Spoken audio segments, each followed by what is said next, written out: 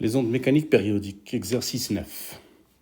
Une corde élastique de longueur L égale à SD égale à 1,2 m est tendue horizontalement entre un point source S d'un vibreur et un dispositif au point D qui empêche la réflexion des ondes incidentes.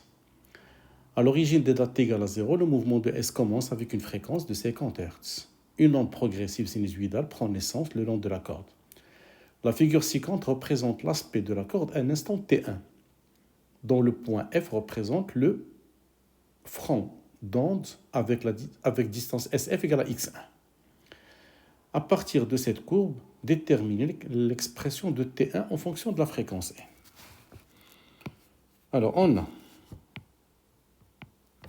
la distance SF1. Alors, d'après la figure, SF1 égale à 3,75 lambda. Donc, l'instant T1 moins T0, c'est 3,75 T. T0 égale à 0, ce qui va donner que T1 égale à 3,75 fois T, ou bien 3,75 sur N. Donc, c'est l'expression de l'instant T1 en fonction de la fréquence N. Alors, application numérique.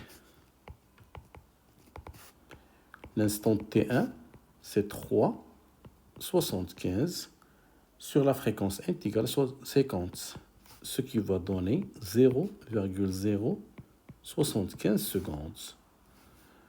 Donc, l'instant T1 égale à 75 millisecondes.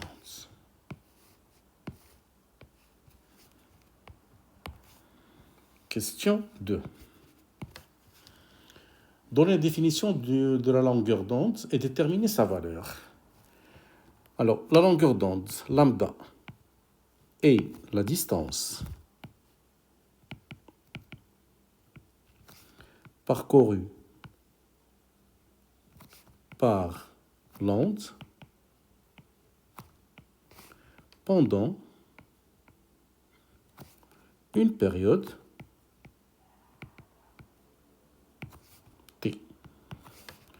Ou bien lambda est la distance minimale entre deux points successifs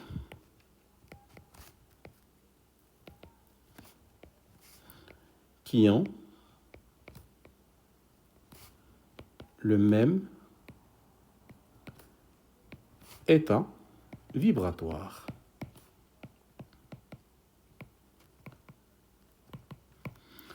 C'est-à-dire c'est la distance entre deux crêtes successives ou bien entre deux creux successifs. Alors d'après la figure, lambda égale à 2,4 ou bien égale à 24 cm.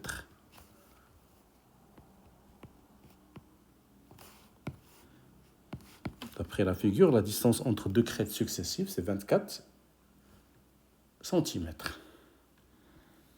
Question 3.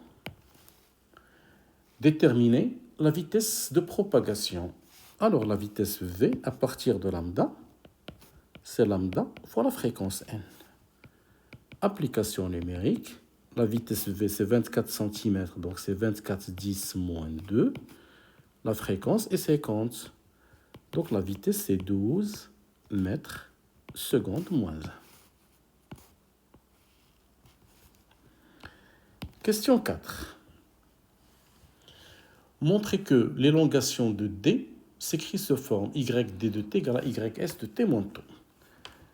Alors, S est la source, c'est le premier point qui va commencer le mouvement. Donc, si on prend un axe de propagation, l'axe des X, la source S et le point D. Donc, si S effectue un mouvement à un instant T, le même mouvement sera refait par D à un instant T plus le retard. Alors que si D effectue un mouvement à un instant T, ce mouvement a été déjà fait par S à l'instant T moins de retard. Donc, l'élongation de D à l'instant T, c'est l'élongation de S à l'instant T moins tôt. Alors, il faut calculer le retard de D par rapport à S, qui est égal à la distance SD sur la vitesse. La distance SD, c'est 1,2 plutôt, mètres. La vitesse est 12. 1,2 sur 12, c'est 0,1 secondes. Donc, YD de T, c'est YS de T moins 0,1 secondes.